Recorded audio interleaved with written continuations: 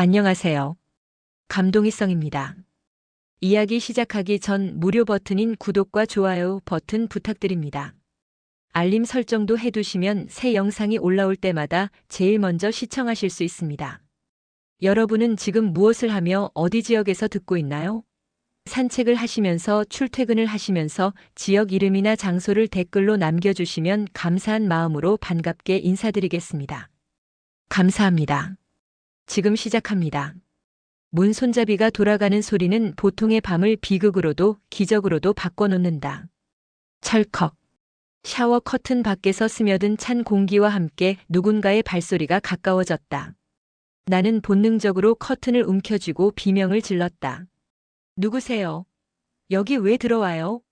뜨거운 물줄기와 심장이 동시에 요동쳤다. 커튼 틈으로 본 그는 키가 크고 단정한 인상의 한국 남자였다. 죄송합니다. 문이 다시 닫히고 복도엔 어리둥절한 침묵만 남았다. 나 클레망틴. 프랑스 파리 근교에서 자랐고 13살에 한국 드라마 겨울연가를 보고 이상한 낭만에 감염된 사람. 친구들이 미국 시트를 보고 비웃을 때 나는 자막 없이 한국어를 따라 읽으려 애썼다. 사람들은 말했다. 왜 하필 한국이야? 아버지는 일시적 취향이라 했고 어머니는 독일어나 스페인어가 더 실용적이라 했다. 하지만 나는 고집이 셌다. 한글 기역 니은 디귿부터 외우고 주말마다 동방신기와 소녀시대를 따라 부르며 발음이 웃겨도 행복했다. 그 집념 끝에 한국에 왔다.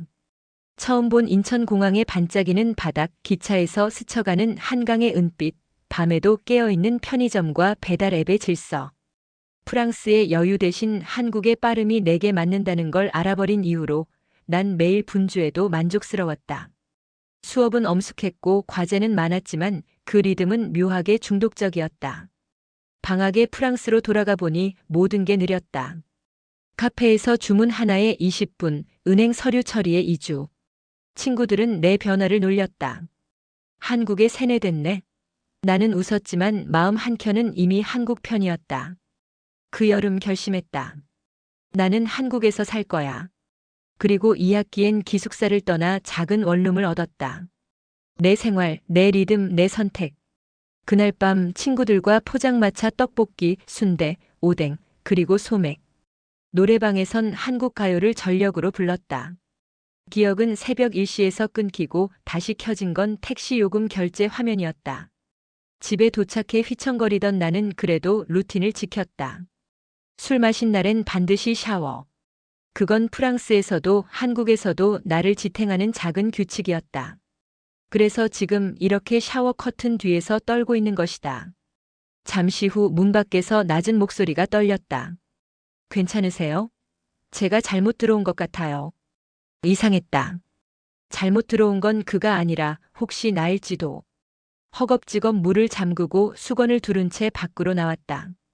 방은 낯설었다. 가구 배치도 벽에 포스터도 책상 위 문제집도. 내가 본 적 없는 풍경. 그는 조심스레 말했다. 여기 어동 3층 302호인데요. 내 심장이 순간 멈췄다. 작년에 내가 살던 그 기숙사.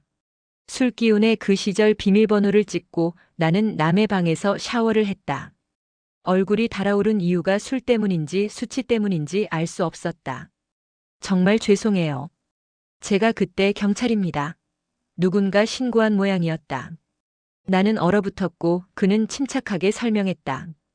이분이 술에 취해 실수하셨어요. 상황이 정리되고 경찰이 돌아간 뒤 방엔 우리 둘만 남았다. 그는 이름을 말했다. 지훈이라고 합니다. 나는 숨을 고르고 답했다. 클레망틴이에요. 새벽 3시 창밖으로 가느다란 새벽바람이 불어왔다. 지금 가시기 위험해요. 제가 소파에서 잘게요. 침대 쓰세요. 그는 이상하리만큼 차분했다. 나는 망설였다. 이미 민폐가 큰데요. 괜찮아요. 사람이니까 실수해요. 해가 비치기 전 나는 쪽지 하나 남기지도 못한 채 조용히 떠났다. 문이 닫히는 순간 어떤 감정이 커튼 자락처럼 내 뒤를 스쳤다. 고마움? 죄책감? 아니면 그날 밤 샤워 커튼 너머로 삶의 방향이 바뀌기 시작했다. 사흘 동안 나는 나를 설득했다. 잊어. 다시 볼 일 없어. 그런데 기억은 말을 듣지 않는다. 샤워 커튼의 촉감, 젖은 머리카락에서 떨어지던 물방울, 지훈의 침착한 눈빛과 사람이니까 실수해요라는 한마디. 네 번째 날 저녁 도서관 책장 사이로 해가 기울 때 나는 결국 가방을 닫았다. 어동 엘리베이터 버튼을 누른 손끝이 차가웠다. 문 앞에서 20분을 서성이다가 톡톡톡. 문이 열렸고 그가 웃었다. 클레망틴 씨, 오늘은 안 취하셨죠? 네, 미안해서 왔어요. 그리고 고맙고요. 대답은 준비해 왔지만 목소리는 떨렸다. 그는 어깨를 으쓱했다. 정말 괜찮아요. 저녁 드셨어요? 라면 끓이려던 참인데. 나는 거절하려 했지만 초대받는다는 건 사과받는 쪽에도 위로가 된다는 사실을 그가 먼저 알고 있었다. 방 안은 지난번과 달랐다. 환한 조명, 책상 위 퍼져 있는 알고리즘 문제집, 화면에 떠 있는 아이디. 컴공 4학년이세요? 네. 코딩이랑 취업 준비를 왔다 갔다 해요. 저는 국제학부 2학년 한국어는 그냥 오래 좋아해서요. 오래 좋아하면 결국 잘하게 되죠. 간단한 라면이 끓는 소리, 전기포트의 가벼운 슉슉거림이 낯섦과 어색함을 덮었다. 라면 한 젓가락 사이로 대화는 돌처럼 물에 닿았다. 프랑스와 한국의 속도, 예의, 약속 시간의 감각. 나는 말했다. 프랑스에 갔다가 더 확신했어요. 전 한국 리듬이 좋아요. 그는 물었다. 빠른 리듬이 힘들진 않아요? 나는 웃었다. 처음엔 그랬는데요. 지금은 성취감이 좋아요. 그는 고개를 끄덕였다. 그런 사람 드물어요. 대개는 숨이 차다고 하거든요. 맥주 2캔이 지나갈 때 공기는 조금 달라졌다. 시선이 겹치는 횟수가 늘고 침묵의 길이가 짧아졌다. 그는 장난스럽게 물었다. 한국 남자는 어때요? 잘 모르겠어요. 아직은. 지금 저랑 이야기하고 있잖아요. 서로의 웃음이 한 번 더 겹쳤다. 밤 11시가 넘어 나는 일어서려다 휘청였다. 그는 팔을 살짝 잡아주며 말했다. 천천히요. 손끝에 흐르는 전류는 물보다 뜨거웠다. 그날 밤 자세한 묘사는 굳이 필요 없을 것이다. 중요한 건 감정의 온도였다. 가볍지 않았고 불안하지도 않았다. 다음 날 아침 그는 토스트와 커피를 내밀며 조심스레 물었다. 우리 사귀는 거 맞죠? 프랑스에서라면 필요하지 않았을 질문. 하지만 그가 지키고 싶은 건 가벼움이 아니라 책임에 가까운 무언가였다. 나는 짧게 숨을 들이켰다. 네. 그의 미소는 환했고 내 마음엔 안도가 내려앉았다. 행복은 언제나 외부의 질문을 데려온다. 친구들은 화면 너머에서 고개를 저었다. 첫 남자친구랑 너무 진지한 거 아냐? 잠깐 즐기는 거지. 부모님은 더 조심스러웠다. 문화도 언어도 다르잖니. 나는 흔들리지 않으려 애썼다. 하지만 질문은 질문을 낳고 밤마다 불안은 문틈으로 스며들었다. 어느 날 친구들과의 화상 통화가 끝난 뒤 지훈이 내 표정을 읽었다. 클레망틴, 너도 그 말들에 동의해? 나는 대답을 망설였다. 그가 말했다. 그럼 잠시 시간을 가져볼까? 단정하고 다정한 제안이었지만 내 심장은 조용히 무너졌다. 우리는 2주간 연락을 끊기로 했다. 연락이 없는 첫날 밤 나는 폰을 뒤집어 놓고도 화면이 켜지는 소리를 환청처럼 들었다. 두 번째 날엔 빈 노트에 한국어 단어를 적어 내려가다 책임이라는 글자 앞에서 펜이 멈췄다. 셋째 날엔 프랑스 친구들과 통화를 했다. 그들의 농담은 예전보다 더 가벼웠고 그래서 더 무거웠다. 한국 남자 소개해 줄 수 있어? 나는 웃지 못했다. 넷째 날 카페 알바가 끝난 밤 11시 익숙한 골목 앞에서 내가 아니었던 누군가가 기다려주는 상상을 했다. 겨울이면 패딩 주머니에 핫팩을 넣고 비가 오면 모자를 씌우던 사람. 그 빈자리엔 바람만 불었다. 다섯째 날 나는 프랑스와 한국의 지도를 나란히 펼쳐놓고 집이라는 단어를 양쪽에 적었다. 그리고 어느 쪽이 더 선명한지 오래 바라봤다.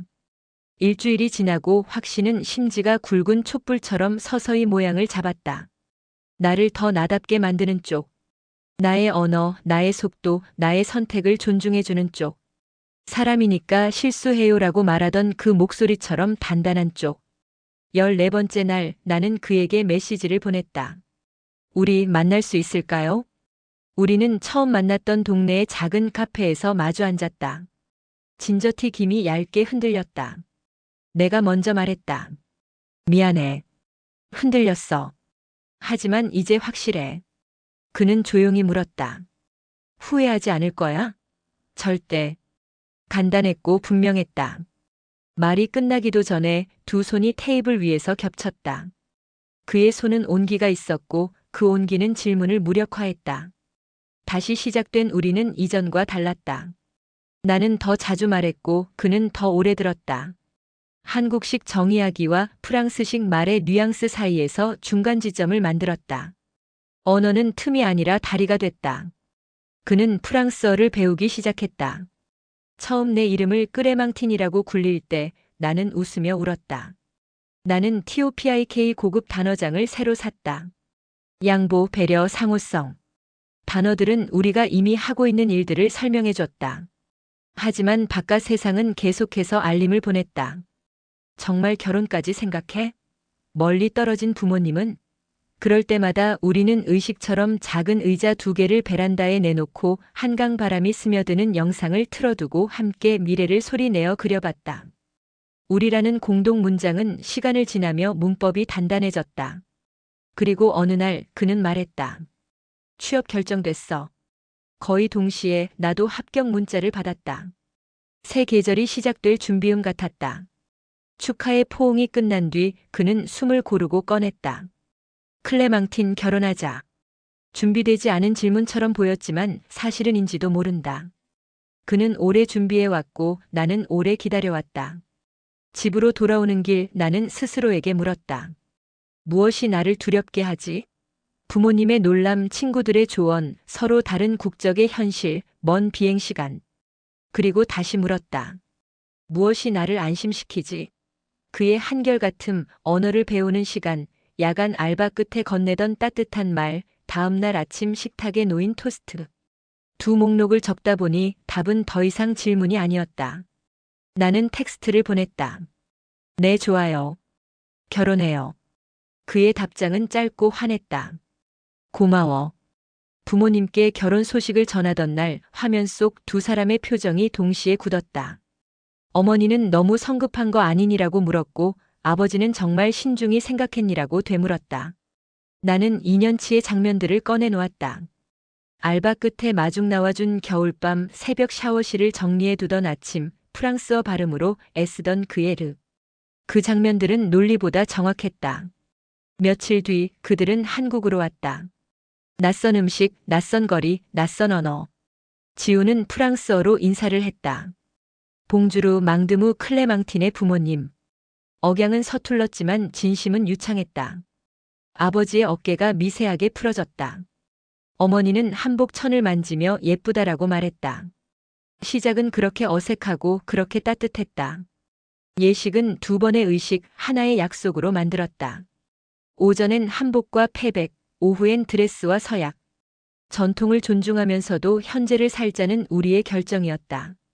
플래너는 고개를 갸웃했다. 이 조합 쉽지 않은데요. 우리는 웃었다. 우리 관계도 쉽지 않았어요. 그런데 예쁩니다. 리허설 때 내가 도포깃을 정리해주고 그는 드레스 끈을 매만졌다. 서로의 문화에 손을 보태는 일은 생각보다 사랑스러웠다. 프랑스 친구 몇 명이 왔다. 어떤 이들은 여전히 농담과 편견을 섞었다. 한국 남자 정말 다정하네, 얼마나 갈까? 나는 처음으로 단호하게 말했다. 그 농담 오늘은 선 넘었어. 웃음이 멎었다. 낯선 침묵 대신 가까운 사람이 박수를 쳤다. 지훈의 어머니였다. 우리 며느리 말 잘한다. 어색한 순간은 그렇게 해프닝으로 넘어갔다. 식이 끝났을 때 나는 알았다. 결혼은 하객의 동의가 아니라 우리의 동의로 완성된다는 것을. 꽃길을 걸으며 들었던 음악은 오래전 내가 처음 한국 드라마에서 들었던 그 진지함의 선율과 닮아 있었다. 드라마 속 주인공들은 늘 말했었다. 사랑은 선택이야. 오늘 우리는 반복해서 선택했다. 아침에도 점심에도 저녁에도. 신혼집은 작았다. 그만큼 빨리 따뜻해졌고 쉽게 웃음으로 가득 찼다. 나는 김치찌개 레시피를 배워 소금의 경계를 익혔고 그는 프랑스식 오믈렛에서 불의 타이밍을 익혔다. 서로의 언어로 맛있다를 배우는 일은 서로의 삶으로 괜찮다를 배우는 일과 닮아 있었다. 직장은 낯설지만 가능성으로 가득했다.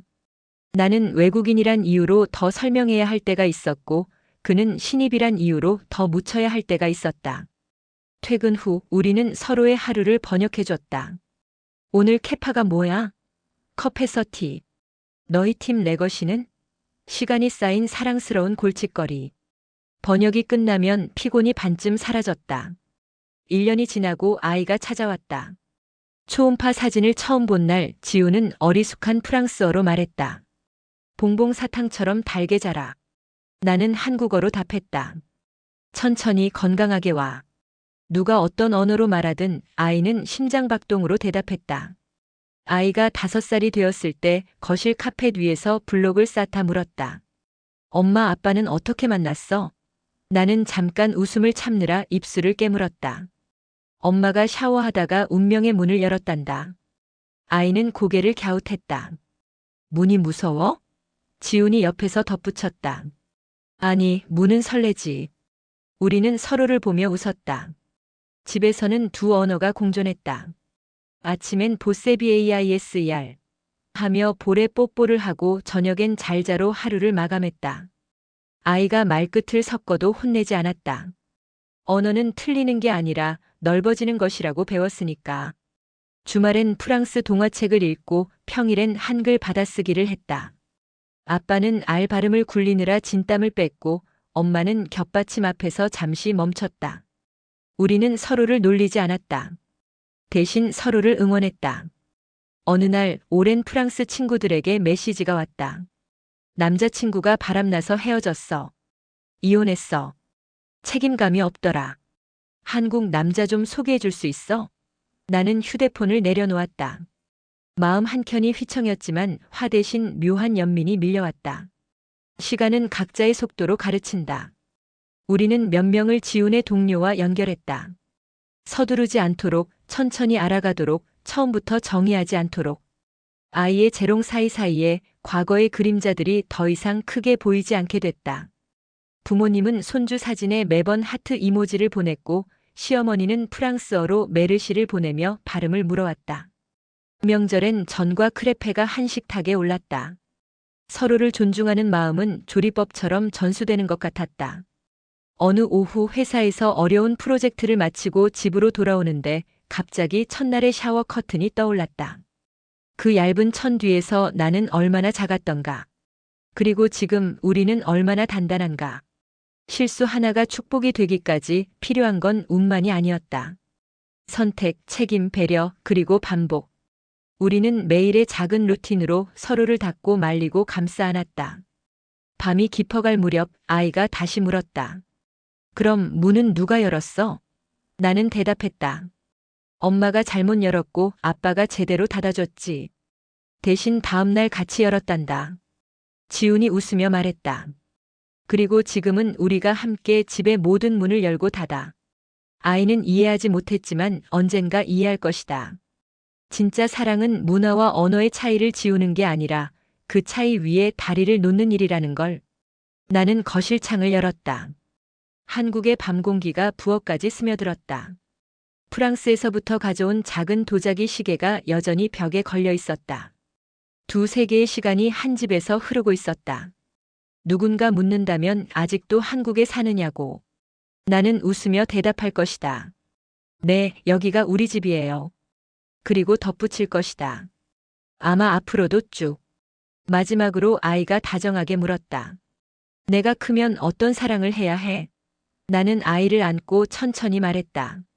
서로를 이해하고 존중하고 함께 성장하는 사랑. 실수해도 괜찮은 사랑. 문이 잘못 열릴 때도 다시 옳게 열 수 있는 사랑. 아이가 고개를 끄덕였다. 방 불을 끄고 우리는 각자의 언어로 한마디씩 인사했다. 반 NUIT. 잘 자. 같은 밤 다른 말 하나의 마음. 그리고 나는 속으로 중얼거렸다.